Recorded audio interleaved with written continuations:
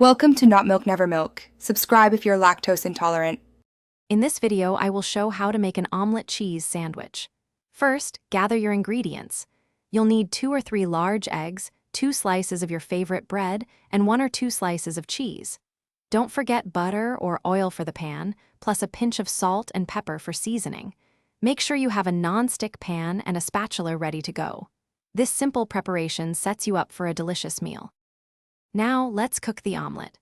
Whisk your 2 or 3 eggs in a small bowl with a pinch of salt and pepper. Heat about 1 tablespoon of butter or oil in your non-stick pan over medium heat. Pour in the egg mixture and let it cook for about 30 seconds. Then, gently push the cooked edges towards the center, allowing the uncooked egg to flow underneath. This technique creates a fluffy omelet. With your omelet nearly done, it's time to assemble. Place 1 or 2 slices of cheese directly onto one half of the omelet while it's still in the pan. Gently fold the other half of the omelet over the cheese, creating a cheesy pocket.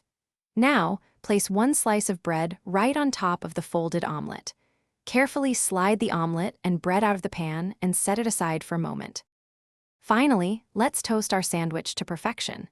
Butter the outer sides of both bread slices generously. Place your assembled sandwich back into the pan. Cook for about 2 to 3 minutes on each side, or until golden brown and the cheese is beautifully melted.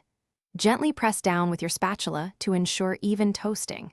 Slice it in half and enjoy your delicious homemade omelet cheese sandwich. Thanks for watching. If this was helpful, leave a like and consider subscribing. See you next time.